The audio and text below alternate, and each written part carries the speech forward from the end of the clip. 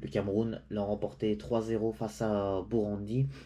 Déjà, top performance de la part des Camerounais. Bravo à vous. Vous avez finalement réussi à vous qualifier pour la CAN. J'étais un peu inquiet pour vous, les frères. J'ai cru que vous n'allez pas pouvoir être capable et que vous allez être la surprise à ne pas se qualifier, tout comme ça s'est passé à l'Afrique du Sud en 2021. Mais franchement, bravo à vous. Vous avez mérité même votre qualification. C'est sûr que là, je vois que vous vous raméliorez de plus en plus, les Camerounais. Après cette victoire de 3-0, je vois déjà que vous aussi, vous préparez à avoir un autre titre en Coupe d'Afrique. En tout cas, moi je vois que André Onana performe bien avec le Cameroun. Mais avec Man United, je vois que c'est un peu bizarre. Mais il reste que quand même Onana n'est pas un gardien qui est genre très très très très même représenté comme exemple Thibaut Courtois, Bounou qui fait vraiment des arrêts de malade. Mais ça reste que Onana, franchement bravo, il a bien joué, c'était un gardien masterclass et franchement c'est un gardien qui mérite bien d'être gardien de Manchester United. C'est juste que là parfois il me fait un peu peur quand il a la balle dans les pieds, des fois parfois il contrôle pas bien la balle, mais en général il est bien, il est bien. C'est sûr que parfois, je faudrait qu'il s'améliore plus à arrêter les pénalties. Je sais pas ce que je l'avais déjà vu arrêter un pénalty, que ce soit avec le Cameroun, que ce soit avec l'Inter ou avec l'Ajax. Là, j'ai jamais vu ça, mais peu importe, à suivre. La Belgique l'a remporté 5-0 contre l'Estonie. Déjà, bravo à vous, hein. Vous avez assuré, vous les avez bien détruits, les Estoniens, chez vous à Bruxelles. Et je vois en tout cas que vous aussi, vous préparez, vous allez finir par être prêt à faire une belle compétition. C'est sûr que là, avec cette Coupe du Monde horrible, j'ai un petit doute un petit peu, mais écoute, maintenant que vous avez, maintenant que vous vous raméliorez un peu plus et tout, ça se voit que vous êtes prêt pour une nouvelle, pour un nouvel essai, pour voir est-ce que vous allez pouvoir enfin remporter l'Euro pour une fois. Je sais pas ce que vous l'avez vous remporté les Belges, mais même, en tout cas, si je vois que vous êtes vraiment prêt, je vais l'espérer pour vous. L'Espagne l'a remporté 6-0 contre le Chypre. Déjà, bravo à vous. Vraiment, vous avez l'air d'être de retour. Vous êtes prêt pour l'Euro, ça, je suis certain. Et même voilà, avec vraiment, je vois que vos joueurs espagnols ont vraiment une belle performance avec que ce soit avec l'équipe nationale, que ce soit en club. Que surtout, je parle de Yamal, de Gavi, Pedri. Voilà, ben, Pedri, je l'ai pas vu en tout cas, mais bref, on parle de surtout Morata, Sarabia, tout ça. Tout ça, c'est des bons joueurs. Tout ça, même, ils ont super bien joué contre la Chypre et même la dernière fois contre la Géorgie, ça reste que même des fois les Espagnols ont besoin de faire mieux des fois, mais pour l'instant ce mois de septembre, rien à dire, 10 sur 10 l'Espagne.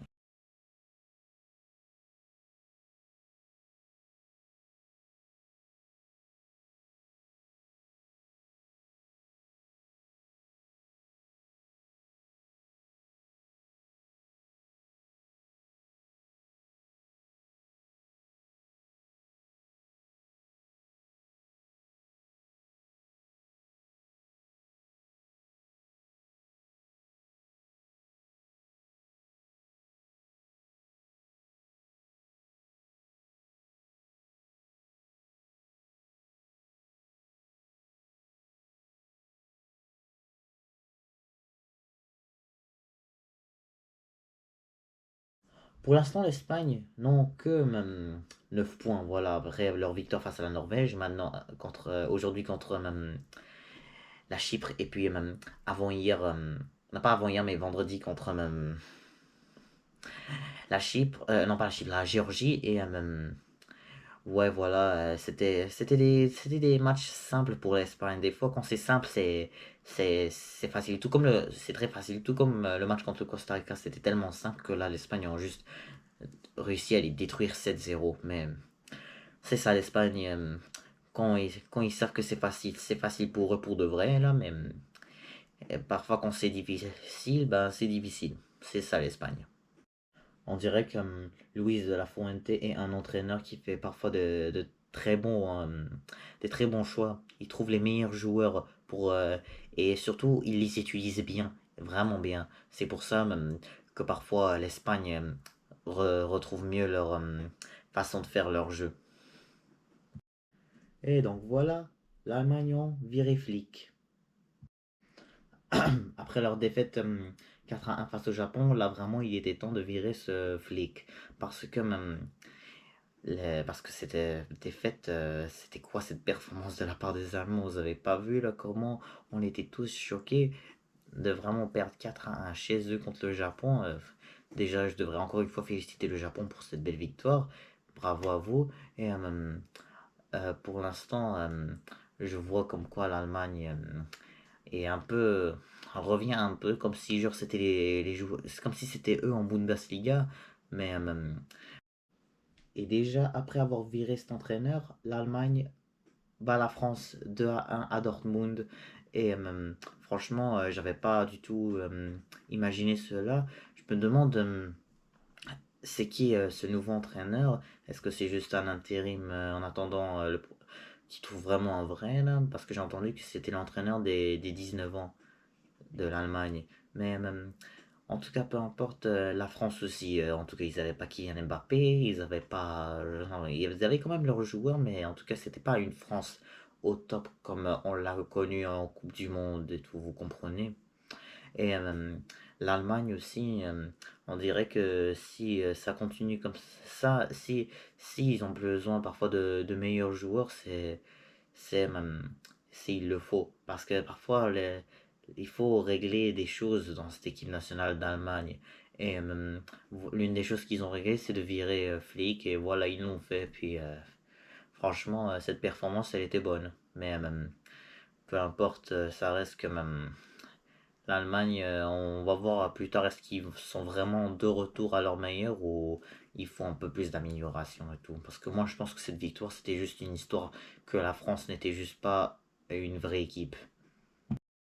L'Italie l'ont remporté 2-1 face à l'Ukraine. Donc voilà, l'Italie sont de retour après leur égalité face à la Macédonie du Nord. C'était un match serré, voilà, c'était un match serré. L'Italie n'ont pas gagné, mais ils n'ont pas perdu non plus. C'était au moins, c'était pas un bon signe, mais ni non plus un mauvais signe.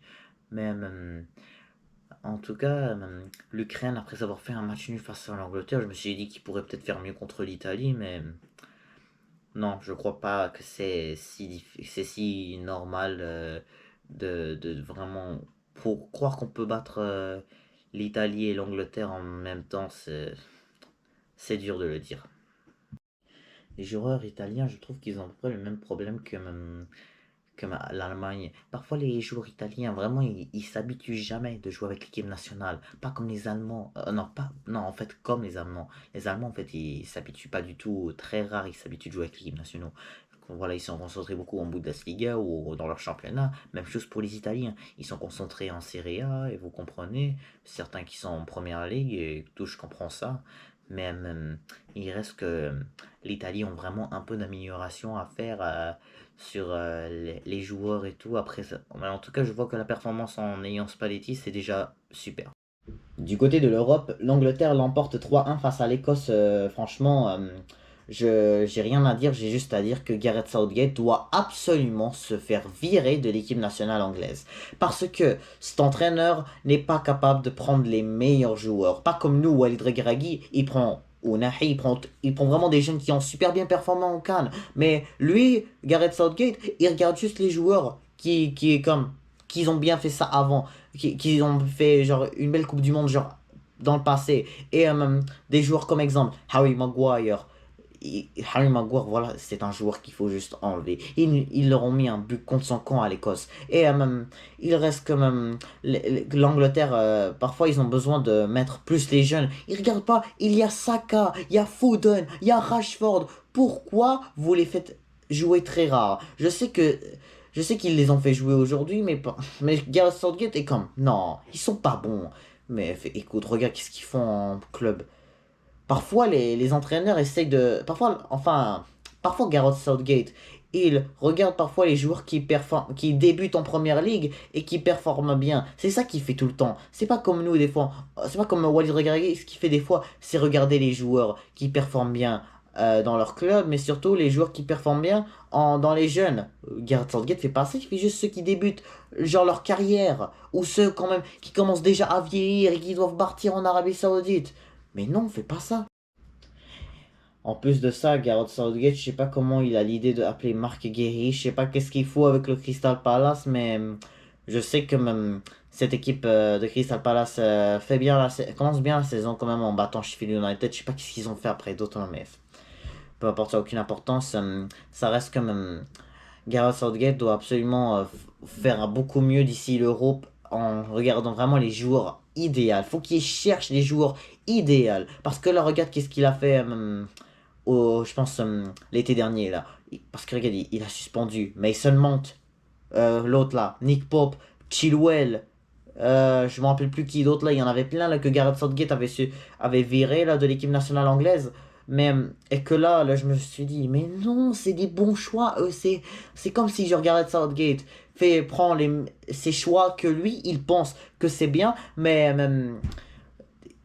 et les choix qu'il vire, comme exemple, les joueurs que je viens de dire, c'est les meilleurs pourtant. Il faut juste leur laisser du temps un peu. C'est sûr que parfois, si c'est pour une histoire de conflit, voilà, il faut juste trouver un moyen pour les régler. Et puis là, on redevient une équipe. Hier, le Portugal l'a remporté 9-0 face au Luxembourg. Franchement, je n'ai rien à dire. Bravo aux Portugais.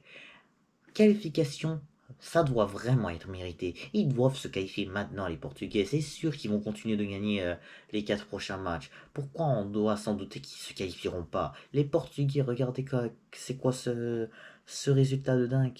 J'ai hâte de voir. Je me demande est-ce que j'en verrai la même chose dans l'Euro. Mais si, maintenant, ils continuent de bien performer de même, ils continuent de se marquer, marquer, marquer. Franchement, ça sera une équipe qui, je dirais, moi, le Portugal est une équipe qui est dans les favoris de gagner l'Euro. Je pense que je les mettrai en deuxième. En premier, je mettrai la France. En troisième, je mettrai la Croatie. Quatrième, euh, l'Espagne. Cinquième, l'Angleterre. C'est vraiment ça, c'est mon top 5 des équipes qui peuvent remporter l'Euro 2024.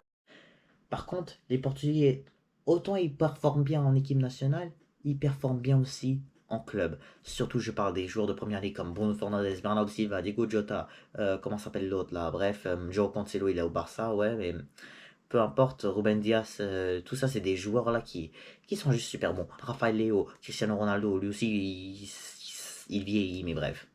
Et surtout, je parle de Gonzalo Ramos qui a super bien joué. Inacio, il m'a quand même impressionné avec ses 2 buts. Et franchement, je vois que ces Portugais ont vraiment la capacité de gagner l'Euro s'ils continuent de bien performer. Il faut qu'on voit cet automne, est-ce qu'ils vont vraiment réussir à détruire et détruire sans encaisser rien encore. Je me demande ça, mais pour eux, j'espère que non. Cette équipe de Portugal mérite normalement des trophées. C'est une équipe c'est une équipe en fait qui n'a jamais remporté de Coupe du Monde. Et ils ont remporté l'Euro en 2016, ça c'était vraiment mérité. Mais peu importe, je me demande vraiment est-ce que le Portugal vont vraiment être capable de au moins faire une belle compétition de l'Euro. Les Pays-Bas l'ont remporté 2-1 face à l'Irlande. Franchement, l'Irlande ont vraiment bien commencé leur match, ils étaient en feu. Mais ça reste que ces Irlandais, il fallait un peu d'amélioration à faire. Les Pays-Bas ont été un peu trop forts pour eux, tout comme l'équipe de France. Mais écoute, je me suis dit quand les Pays-Bas ont reçu ce penalty de l'Irlande, je me suis dit que peut-être l'Irlande peuvent gagner parce que l'Irlande vraiment ils performent mieux que eux selon moi. Mais finalement les Pays-Bas ont fait mieux. Ils ont fait mieux, ils ont pu même revenir à 2-1 et ils continuent de monter, monter, monter. C'est juste, moi, ce que j'ai surtout hâte de voir, c'est quand ils vont rejouer contre l'équipe de France lors des éliminatoires de l'Euro ce mois d'octobre. Et je me, vraiment, je me demande qu'est-ce qui va se passer après cette défaite contre l'Allemagne. Je me suis dit, ouh, les Pays-Bas, est-ce que vous allez pouvoir être capable de vous venger? Ça, je l'espère pour vous. Le Pays-Bas, en général, c'est une bonne équipe. Ils ont des bons joueurs, comme exemple ceux qui jouent en première ligue, comme Weghorst, Gakpo, euh, l'autre là, Van Dijk, Ake. Voilà, tout ça, c'est des joueurs que je vois vraiment là, qui performe bien. Juste Weghorst, un petit peu d'amélioration, mais dans tous les cas, je pense qu'il a quitté même Manchester United, de cela, je pense. Mais peu importe. Exemple, il y a d'autres joueurs aussi que j'aime bien, comme Xavi Simon. Exemple, j'ai hâte de le voir, exemple, en Ligue des Champions, surtout contre Arsenal. Mais en tout cas, j'ai hâte de voir aussi est-ce qu'il lui et Saïbari ensemble, en parlant de Saïbari, qui vont jouer ils vont jouer les deux contre Arsenal la semaine prochaine. Je pense qu'ils vont jouer contre Arsenal, je suis pas certain là, mais je reverrai plus tard et après ça je vous reviens là-dessus. Et après ça, je trouve que il faut juste que l'Irlande vraiment ils continuent de faire cette performance et s'ils font un peu mieux, ils peuvent gagner.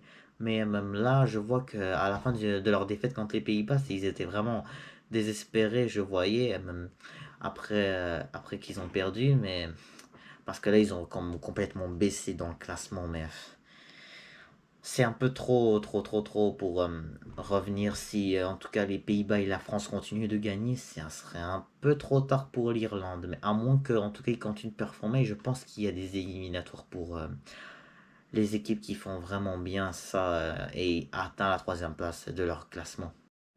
Et pour finir avec la Croatie qui l'ont remporté 1-0 contre l'Arménie, franchement match difficile.